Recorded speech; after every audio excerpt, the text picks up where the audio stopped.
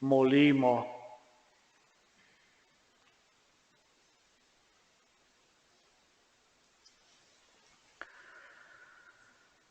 Usmiljeni Bog, nenehno očiščuj in utrjuj svojo cerkev.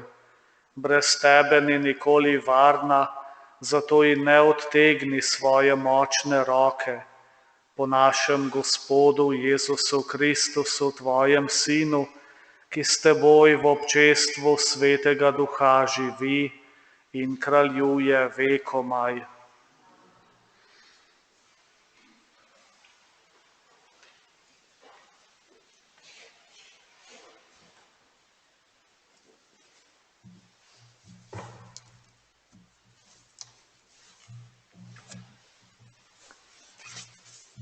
Berilo iz 2. knjige Kraljev.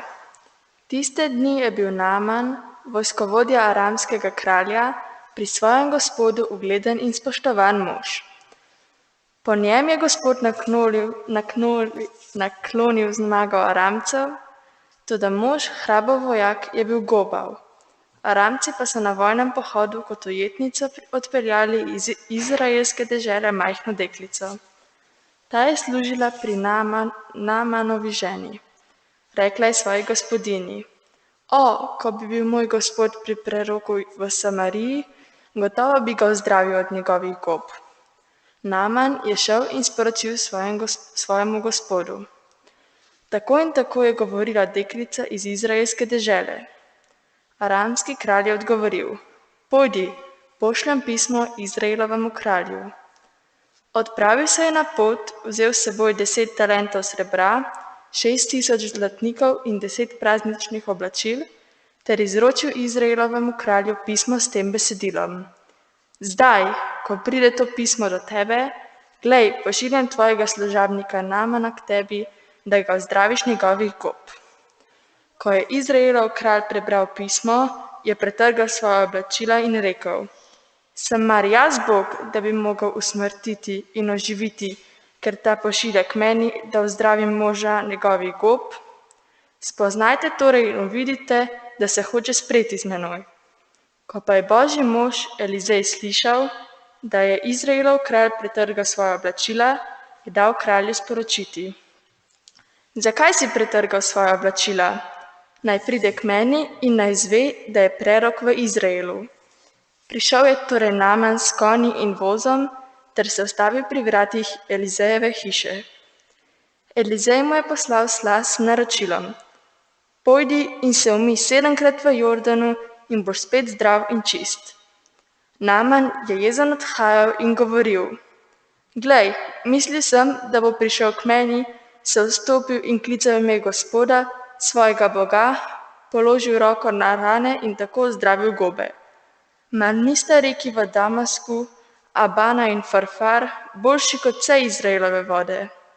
Ali se ne bi mogel v njih umiti in očistiti? Obrnil se je torej in srdito odhajal.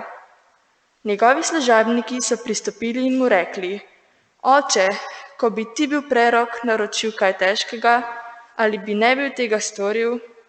Koliko bolj, kot ti je rekel: Umij se in boš čist. Tedaj je šel in se po besedi Božjega moža 7-krat potopil v Jordanu. Njegovo telo je spet postalo kakor telo majhnega dečka, bil je čist. Tedaj se je vrnil z vsem svojim spremstvom k Božjemu možu. Ko je prišel, se je vstopil preden in rekel: Glej, spoznal sem, da na vsej zemlji ni Boga razen v Izraelu. To je Božja beseda. Odpev. Mojo dušo žeja po Bogu, po živem Bogu. Mojo dušo Bogu. Mojo dušo žeja po Bogu, živem Bogu. Kdaj pridem in se prikažem pred tvojim obličjem? Kako sem v množici hodil k Božji hiši, med radostnim petjem v prazničnem zboru? Moja duša žeja po Bogu, živem Bogu. Pošli svojo luč in svojo zvestobo, ti dve naj me vodita in me pripeljeta na tvojo sveto goro, v tvoje šotore. Moja duša žeja po Bogu, živem Bogu. In pristopil bom k Božjemu oltarju, k Bogu, ki je moje veselje in moja radost, in te bom hvalil s citrami, o Bog, moj Bog. Moja duša žeja po Bogu, živem Bogu. Iščite, kar je dobro in ne, kar je hudo, da boste živeli in Gospod bo z vami.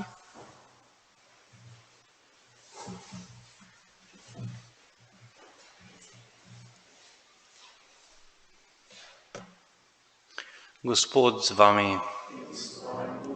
Iz svetega evangelija po Luku. Ko je prišel Jezus v Nazaret, je v vzhodnici govoril ljudstvu: resnično povem vam, nobenega preroka ne sprejmejo v njegovem kraju. V resnici pa vam povem, mnogo vdov je bilo v Izraelu v Elijevih dnevih, ko se je zaprlo nebo za 3 leta in 6 mesecev in je nastala velika lakota po vsej deželi.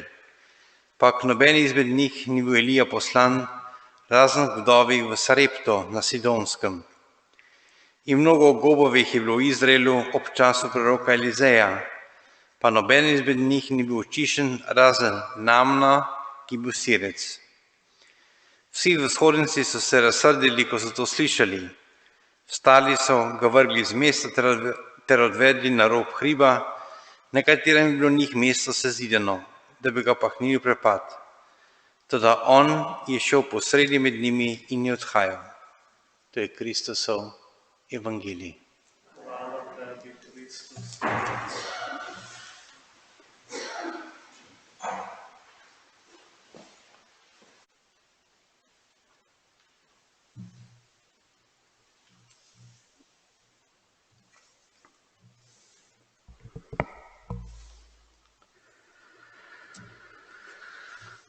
Bratje in sestre, kristjani smo poklicani, da sledimo Kristusu in posnemamo njegovo življenje tudi v trpljenju. Prosimo ga: Gospod, prosimo te za vesoljno cerkev, naj po krstu preraja ljudstva in jih ozdravlja človeških slabosti. Prosimo te, usliši nas. Gospod, prosimo te za glasnike evangelija, naj svojim zvestim pričevanjem prižigajo luč vere vsem ljudem. Prosimo te, usliši nas. Gospod, prosimo te za vse krščene, naj se vsak dan znova odločamo za tebe, ki si pot, resnica in življenje. Prosimo te, usliši nas. Gospod, prosimo te za vse trpeče, naj jih tvoji sakramenti krepijo, da bodo zaupno verovali v tvojo ljubezen. Prosimo te, usliši nas. Na priprošnjo svetega Roka se usmili vseh obolelih s koronavirusom in drugih bolnikov ter njihovih svojcev. Prosimo te, usliši nas.